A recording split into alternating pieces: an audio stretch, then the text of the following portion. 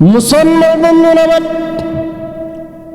খুব খেয়াল করে শুনবেন।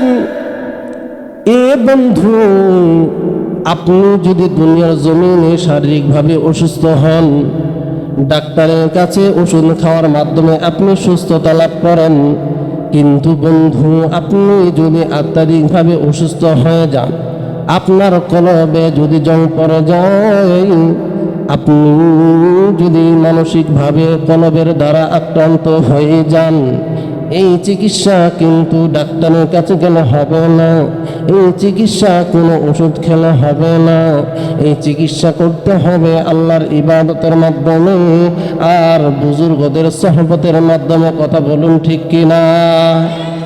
এ বন্ধু,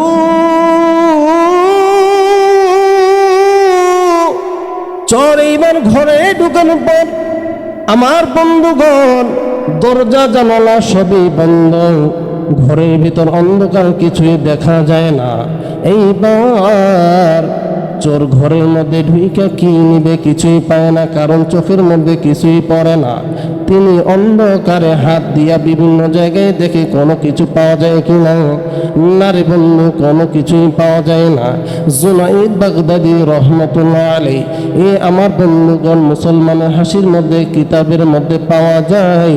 জুনাইদ বাগদাদি রহমতুল্লাহ আলাইহি চোখের পাওয়ার আল্লাহ এত দিয়েছেন, তিনি দেখেন চোর কি করে সবই দেখতে পায়। চোর যখন কোনো কিছুই পায় না, হতাশ হয়ে যখন তিনি ফিরত আসবেন, জুনাইদ বাগদাদি রহমতুল্লাহ আলাইহির দিলের মধ্যে মায়া লেগে গেল। হায় রে, লোকটা কত কষ্ট করে চুরি করার জন্য ঘরে প্রবেশ করলো। হায় রে, হয়তো বা বাসায় অনাহারে রয়েছে, সন্তানরা মনে হয় ক্ষুধার তাড়নায় বাবাকে পিড়াপিড়ি করেছে, স্ত্রী মনে হয় স্বামীকে বলেছে ঘরের মধ্যে চাল নাই, ঘরের মধ্যে ডাল নাই। এ বন্ধু, এই জন্য মনে হয় এই লোকটা নিরুপায় হইয়া চুরি করার জন্য এসেছে। না বন্ধু না, এইভাবে তাকে আমি খালি হতে যেতে দেব না। জুনাইদ বাগদাদি রহমতুল্লাহ আলাইহি ডেকে বলে, চোর ভাই একটু দাঁড়ান। আমার বন্ধুগণ, চোর যখন হঠাৎ করে ঘরের মধ্যে মানুষের আওয়াজ পাইল, এইবার চোর যে দৌড় মেরে ঘর থেকে বের হবে এরকম তো তার উপায় নাই। নিরুপায় হইয়া চোরটা দাঁড়াই রইল। জুনাইদ বাগদাদি রহমতুল্লাহ আলাইহি ডেকে বলে, বন্ধু তুমি মনে হয় ভয় পেয়েছো রে, তোমার ভয় পাওয়ার কোনো কারণ নেই, তুমি দাঁড়াও দাঁড়াও, আমি দেখি তোমার জন্য কিছু এনে দিতে পারি কিনা। এ বন্ধু, ঘটনা উদ্দেশ্য নয়, এখানে আপনার ওই চিকিৎসা রয়েছে। কোন চিকিৎসা করলে আপনার কলব পরিষ্কার হবে, কলবটা অসুস্থ থেকে সুস্থতা লাভ করবে, এই জন্য আপনাদেরকে বুঝাইতে চাই। জুনাইদ বাগদাদি রহমতুল্লাহ আলাইহি ডাক দিয়ে বলে, যুবক একটু দাঁড়াও, তুমি দাঁড়াও দাঁড়াও, দেখি আমি তোমার জন্য কোনো কিছু খুঁজে আনতে পারি কিনা।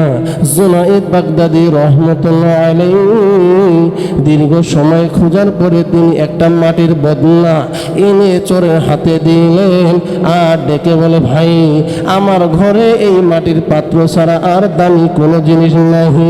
চোর ডেকে বলে, মাওলানা এই জিনিস দিয়ে আমি কি করব, এইটা দিয়া আমার কি কাজ হবে, একটু খুলে বলুন, আমি এই দিয়া আমি কি করতে পারব।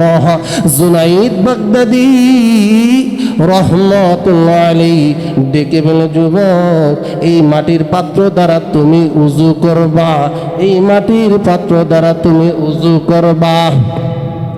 মুসলমান বন্ধুগণ, জুনাইদ বাগদাদি রহমতুল্লাহ আলাইহি এই কথা শোনার পর যুবক বলে, মাওলানা উজু কেমনে করতে হয় আমি তো জানি না। দেখুন কেমনে রোগের চিকিৎসা হচ্ছে, কলবের চিকিৎসা হচ্ছে। জুনাইদ বাগদাদী রহমতুল্লাহ আলাইহি পর্যায়ক্রমে তাকে হেদায়েতের বাণী শোনাইতেছেন। ডেকে বলে, বন্ধু, যেহেতু তুমি জানো না এই মাটির পাত্র দ্বারা কেমনে উজু করতে হয়, আমি তোমারে আসো শিখাই কেমনে উজু করতে হয়। জুনাইদ বাগদাদী রহমতুল্লাহ আলাইহি যুবককে ডেকে বলে, যুবক আসো, আমি তোমাকে উজু শেখাবো কিভাবে উজু করতে হয়।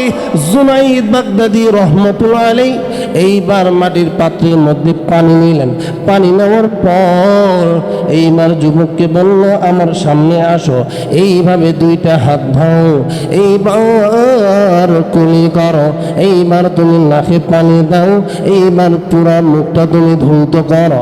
এ বন্ধু, এইভাবে যখন পর্যায়ক্রমে উজু শেষ হয়ে গেল, এইবার চোর ডেকে বল, মাওলানা উজু করাইলেন মাওলানা, এরপরে আমি কেমনে কি করব? উজু করার পরে কি করতে হয় আমি জানি না। এ বন্ধু, এইবার জুনাইদ বাগদাদী রহমতুল্লাহ আলাইহি ডেকে বলে, এ ভাই তুমি জানো না উজু করার পরে কি করতে হয়? তুমি একটু দেখো, উজু করার পরে নামাজ পড়তে হয়। চোর ডেকে বলে, মাওলানা নামাজ আবার কি জিনিস? নামাজ কেমনে পড়ে আমি তো জানি না। এ বন্ধু, খেয়াল করবেন, দিলের কান লাগায় শুনবেন। অনেক ঘটনা জীবনে বহুবার শুনেছেন। ঘটনা শোনার দ্বারাই শুধু ঘটনা যদি মনে করেন তাহলে ফায়দা হবে না। আপনাকে এখান থেকে শিক্ষা নিতে হবে কিভাবে একজন মানুষ পরিবর্তন হতে পারে। আপনি চিন্তা করেন, ও মাওলানা আমরা তো সারাদিন গুনাহ করি, এগুলো ঘটনা আমাদের তাসির হবে না, আমরা গুনাহ থেকে বাঁচতে পারি না। আমি বহুবার চেষ্টা করেছি, 5 ওয়াক্ত নামাজ পড়তে পারি না। কারণ রে বন্ধু, তোমার আপনার আপনাদের আমাদের দিলের অসুস্থতা, এই অসুস্থতা দূর করার কারণ এইভাবে বের করতে হবে, পর্যায়ক্রমে এগুলোকে ভিতরে ফিট করতে হবে। এইবার জুনাইদ বাগদাদী রহমতুল্লাহ আলাইহি ডেকে বলে, ভাই আমার সঙ্গে যায় নামাজে তুমি দাঁড়াও, এইবার তুমি এইভাবে হাত দুইটা উঠাইয়া আমার সঙ্গে তাকবীর বাঁধো। এইবার জুনাইদ বাগদাদী রহমতুল্লাহ আলাইহি এই ভাইটাকে নিয়ে নামাজে দাঁড়াইলেন, রুকু করলেন, সেজদা করলেন। সেজদা যাওয়ার পর জুনাইদ বাগদাদী রহমতুল্লাহ আলাইহি আল্লাহকে ডেকে বলে, আল্লাহ ও মালিক, নামাজের কাতার পর্যন্ত পাওয়ার আমার ছিল, নামাজের দ্বারা করানো পর্যন্ত শক্তি আমার ছিল। আয় আল্লাহ, তার শারীরিক সুস্থতার রাস্তা দেখানোর মালিক আমি ছিলাম, কিন্তু এখন কলবের সুস্থতার মালিক আমি নই, তার কলবের সুস্থতার মালিক আপনি আল্লাহ। এ বন্ধু,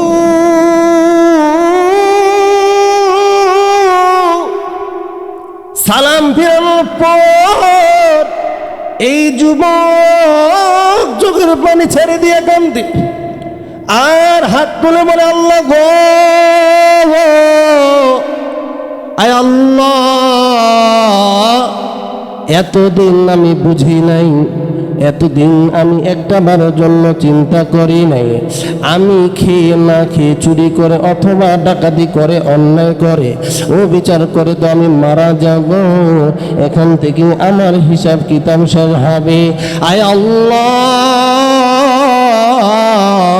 কিন্তু আমি যদি চোর অবস্থায় মারা যাই, ডাকাত অবস্থায় মারা যাই, জেনাকারী অবস্থায় মারা যাই, সুদখোর অবস্থায় মারা যাই, ঘুষখোর অবস্থায় মারা যাই, আয় আল্লাহ দুনিয়ার জমিনে আমার সন্তানদেরকে বহুবার এই কথা শুনতে হবে, আমার সন্তান আলেম হইলে কি হবে, আমার সন্তান ডাক্তার হইলে কি হবে, আমার সন্তান সুস্থ হলে কি হবে, আমার সন্তান শিক্ষিত হলে কি হবে। যখনই আমার সন্তান বড় বড় উপাধি নিয়ে গ্রামে আসবি, শহরে আসবি, সবাই আমার সন্তানের আঙ্গুলের দিকে তাকাইয়া বলবে, তোমার এই ডাক্তারের কোনো লাভ নাই, তোমার এই চাকরির কোনো লাভ নাই, তোমার এই শিক্ষার কোনো লাভ নাই, কারণ তুমি চোরের বেটা চোর, চোরের বেটা চোরেই হয়, ডাকাতের বেটা ডাক্তারই হয়। কথা বলুন ঠিক কি না? এইবার যুবক আল্লাহকে বলে, আল্লাহ গো, আর দেরি করব না, এই মাওলানার হাতে এখনই আমি তওবা করলাম, আর কোনোদিন আমি অন্যায় করব না। আয় আল্লাহ, আমাকে আপনি মাফ করে দিন, মাফ করে দিন। মুসলমানের হাসির মধ্যে আশরাফ আলী থানভী রহমতুল্লাহ আলাইহি কিতাবের মধ্যে স্পষ্টভাবে লেখেন, এই যুবক যখন মৃত্যুবরণ করেছেন, একজন আল্লাহর ওলি হইয়া মৃত্যুবরণ করেছে। আমার বন্ধুগণ, এই জন্য আমি বলি, আমার আল্লাহ ডেকে বলেন, ইন্নাল্লাযীনা আমানু ওয়া আমিলুস সালিহাতি কানাত লাহুম জান্নাতুল ফিরদাউসি নুজুলা।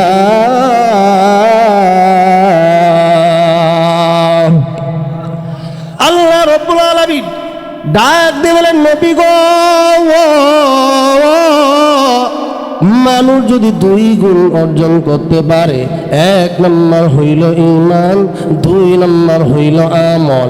আয়াল নবীজি, মানুষ যদি এই 2 গুণ অর্জন করতে পারে, আমি আল্লাহ রাব্বুল আলামিন তাকে ছোট কোনো জান্নাত নয়, নিম্ন কোনো জান্নাত নয়, জান্নাতের মধ্যে শ্রেষ্ঠ জান্নাত, জান্নাতুল ফিরদাউসের মালিক বানায় ধন্য করব। আমার বন্ধু, আপনারা হঠাৎ করে বলতে পারেন, মাওলানা আপনার ওই বয়ানের সঙ্গে এই আয়াতের কি সাদৃশ্য রয়েছে? এর বন্ধু, আপনার দিল যখন পরিষ্কার হবে, আপনার অন্তর যখন সুস্থ হবে, তখন আপনার এই অন্তরটা পবিত্র হয়ে যাবে, আর আপনি যখন আমলওয়ালা হয়ে যাবেন, আমার আল্লাহ জান্নাতুল ফিরদাউসের মালিক বানায় ধন্য করবে।